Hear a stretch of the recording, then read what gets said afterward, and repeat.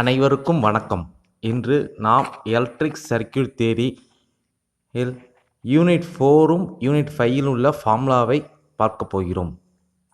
நாம் ஏற்கனவே பார்த்ததுதான், மீண்டும் ஒரு முறை பார்க்க போகிறோம்.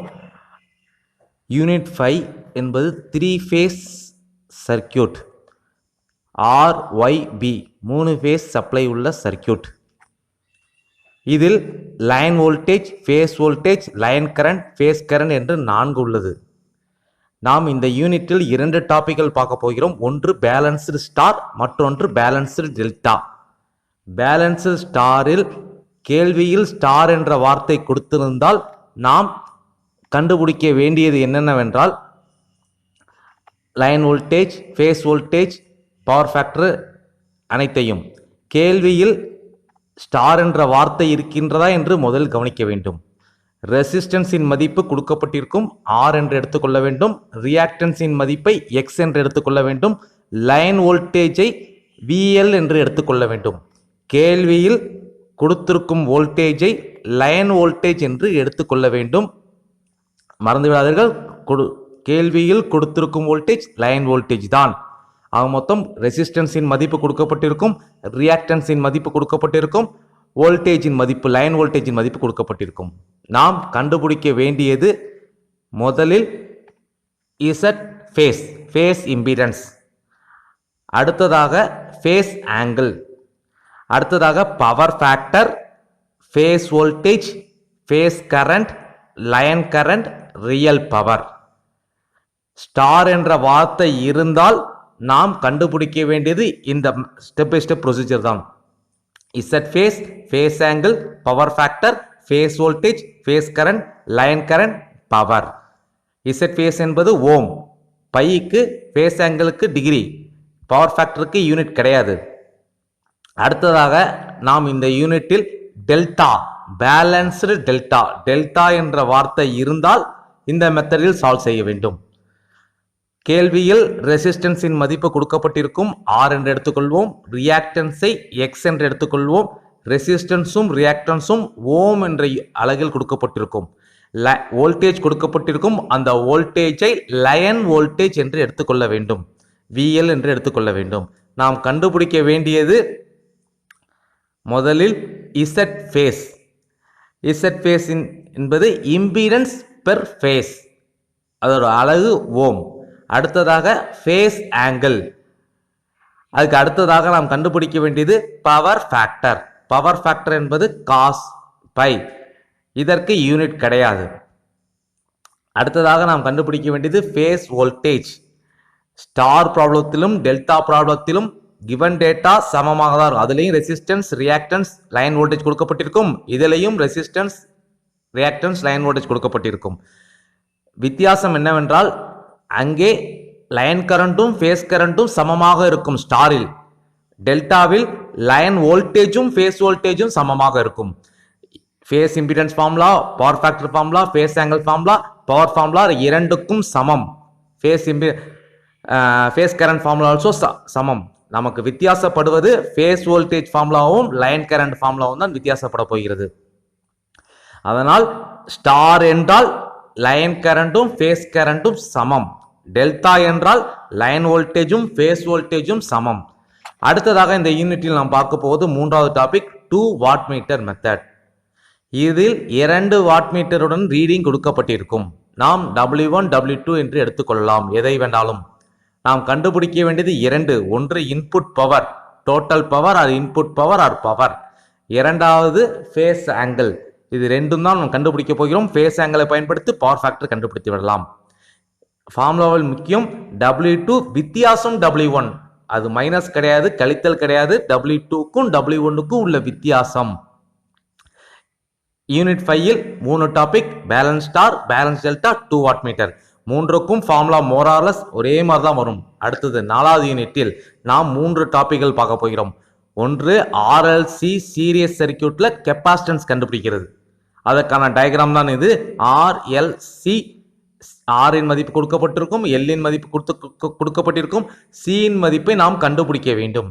நாம் RLC சீரியஸில் 2 மெத்தட் சால்வ் செய்ய போகிறோம். ஒன்று கெப்பாசிட்டன்ஸ் கண்டுபிடிக்க வேண்டியது, மற்றொன்று கெப்பாசிட்டன்ஸ் கொடுத்து ரெசனன்ட் ஃப்ரீக்வன்சி கண்டுபிடிக்க வேண்டியது. மொத்தம் இந்த யூனிட்டில் 3 topic. RLC series, RLC series capacitance கண்டுபிடிக்கிறது, ஆர்எல்சி பேரலல். இந்த யூனிட்டை பொறுத்தவரை இது ரெசனன்ட் யூனிட். அதனால் XL is equal to XC. இசட்டின் மதிப்பு ஆரின் மதிப்பும் சமமாக இருக்கும், எக்ஸ்எல் மதிப்பும் எக்ஸி மதிப்பும் சமமாக இருக்கும். அப்ப ரெசிஸ்டன்ஸ், இண்டக்டன்ஸ், ஃப்ரீக்வன்சி, வோல்டேஜ் 4ம் கொடுக்கப்பட்டிருக்கும். நாம் கண்டுபிடிக்க வேண்டியது capacitance, quality factor, current at resonance. Current at resonance resonance கண்டிஷனில், ரெசனன்ஸ் கண்டிஷனில் இசட்டின் மதிப்பும் ஆரின் மதிப்பும் சமமாக இருக்கும். ஏனென்றால் எக்ஸ்எல்லின் மதிப்பும் எக்ஸி மதிப்பும் சமமாக இருப்பதால் இரண்டும் கேன்சல் ஆகி நமக்கு இசட்டின் மதிப்பு ஆர் என்று கிடைக்கும். நாம் முதலில் கண்டுபிடிக்க வேண்டியது இண்டக்டிவ் ரியாக்டன்ஸ், அடுத்ததாக கெப்பாசிட்டிவ் ரியாக்டன்ஸ். இதோட யூனிட் ஓம். அனைத்தும் கேள்வியில் கொடுக்கப்பட்டிருக்கும்.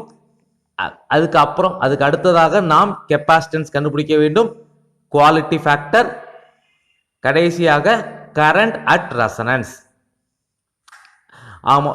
அப்ப ஆர்எல்சி சீரியஸ் சர்க்யூட்ல கொடுத்து ரெசனன்ஸ் கண்டிஷன் 4வது யூனிட்ல ஆர்எல்சி சீரியஸ் சர்க்யூட் கொடுத்து ரெசனன்ஸ் கண்டிஷன்ல கெப்பாசிட்டன்ஸ் கண்டுபிடிக்க சொன்னா இந்த வழிமுறையை பயன்படுத்தி நாம் கண்டுபிடிக்க வேண்டும். இதை தவிர V L voltage drop across inductance கேட்கலாம், வோல்டேஜ் டிராப் அக்ராஸ் கெப்பாசிட்டன்ஸ் கேட்கலாம். ஃபார்முலா தான் ஐ பெருக்கல் எக்ஸ்எல், ஐ பெருக்கல் எக்ஸி. மொத்தம் இந்த யூனிட்ல பார்க்க போற 3 டாபிக்ல முதல் டாபிக் ஆர்எல்சி சீரியஸில் உள்ள கெப்பாசிட்டன்ஸ் கண்டுபிடிக்கிறது.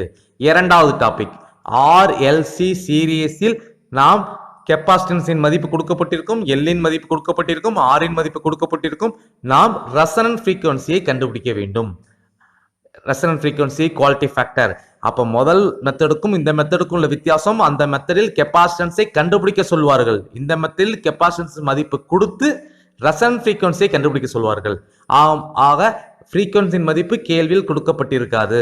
அப்ப ரெசிஸ்டன்ஸ் மதிப்பு கொடுக்கப்பட்டிருக்கும், எல்லின் மதிப்பு கொடுக்கப்பட்டிருக்கும், கெப்பாசிட்டன்ஸின் மதிப்பு கொடுக்கப்பட்டிருக்கும், வோல்டேஜின் மதிப்பு கொடுக்கப்பட்டிருக்கும்.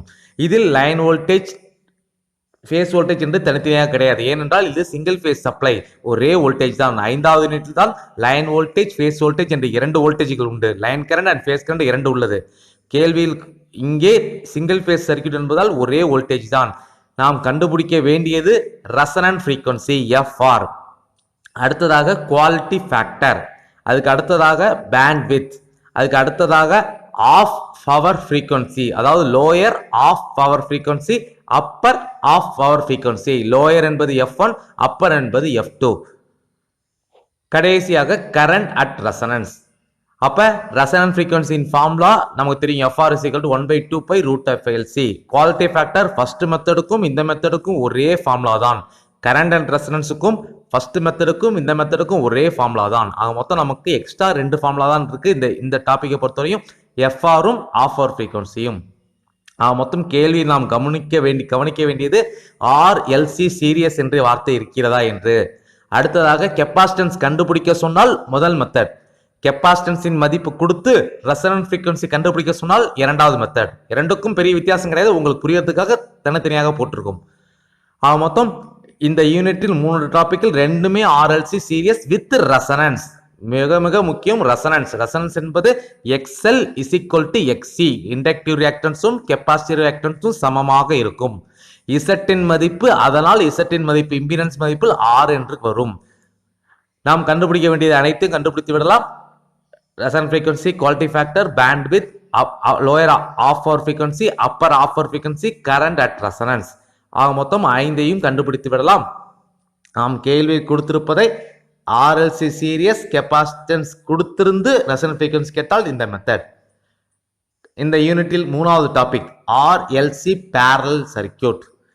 ஆர்எல்சி பேரலல் காம்பினேஷனில் நிறைய டயக்ராம் வரையலாம், எக்கச்சக்கமான காம்பினேஷன் டயக்ராம் வரையலாம். நாம் இந்த யூனிட்டில் இந்த டயக்ராமுக்கான சம் தான் சால்வ் செய்ய போகிறோம். அதாவது ஆரும் எல்லும் சீரியஸாக இருக்கிறது, அதோட 2 சீரியஸுக்கு உள்ள கெப்பாசிட்டன்ஸ் அதோட காம்பினேஷனுக்கு பேரலாக இருக்கிறது. மறந்து விடாதீர்கள், இந்த காம்பினேஷனுக்கு தான் நாம் ப்ராப்ளம் சால்வ் செய்ய போகிறோம்.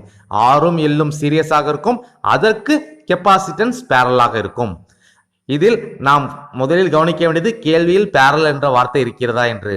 அடுத்ததாக ஆரின் மதிப்பு கொடுக்கப்பட்டிருக்கும், எல்லின் மதிப்பு கொடுக்கப்பட்டிருக்கும், சியின் மதிப்பு கொடுக்கப்பட்டிருக்கும், வோல்டேஜின் மதிப்பு கொடுக்கப்பட்டிருக்கும். ஃப்ரீக்வன்சி மதிப்பு கொடுக்கப்பட்டிருக்காது. ஏனால் நாம் கண்டுபிடிக்க போகிறோம் ரெசனன்ட் ஃப்ரீக்வன்சியும் டைனமிக் ரெசிஸ்டன்ஸையும் நாம் கண்டுபிடிக்க போகிறோம். ஆர்டியையும் டைனமிக் ரெசிஸ்டன்ஸையும் ரெசனன்ட் ஃப்ரீக்வன்சியும் நாம் கண்டுபிடிக்க போகிறோம். கேள்வியில் கொடுக்கப்பட்டது பேரலல். டைனமிக் ரெசிஸ்டன்ஸுக்கும் ஃபார்முலா நமக்கு தெரியும், ரெசனன்ட் ஃப்ரீக்வன்சிக்கும் ஃபார்முலா தெரியும். RD = L/C × R. நாம் மிக மிக முக்கியம் 5வது யூனிட்டில் 3 topic, balanced star, balanced delta, 2 watt metre method. 4வது யூனிட்டில் RLC சீரியஸ் கெப்பாசிட்டன்ஸை கண்டுபிடிக்க சொல்லும் முதல் ப்ராப்ளம். அடுத்து RLC சீரியஸ் கெப்பாசிட்டன்ஸ் மதிப்பை கொடுத்து ரெசனன்ட் ஃப்ரீக்வன்சி கண்டுபிடிக்கும் ப்ராப்ளம். 3வதாக RLC பேரலல் ரெசனன்ட் ஃப்ரீக்வன்சியும் டைனமிக் ரெசிஸ்டன்ஸும் கொடுக்க வேண்டிய ப்ராப்ளம். மொத்தம் இந்த 2 யூனிட்டிலும் ஒரே ஃபார்முலா தான். 5th unit 3 phase circuit, 4th unit single phase circuit. இது இண்டக்டன்ஸ் மதிப்பு மில்லியில் கொடுத்தா 10⁻³ எடுத்துக்கொள்ளுங்கள். கெப்பாசிட்டன்ஸ் மதிப்பு மைக்ரோ கொடுத்தா 10⁻6. கேள்வியின் முதலிலே கிவன் டேட்டா எழுதும் போதே எழுதிவிட வேண்டும். இது எழுதாமல் சம் சால்வ் செய்தால் அனைத்தும் தவறாகிவிடும். அதனால் இதை முதலில் எடுத்தோனே எழுதிவிட வேண்டும். மிக மிக நன்றி.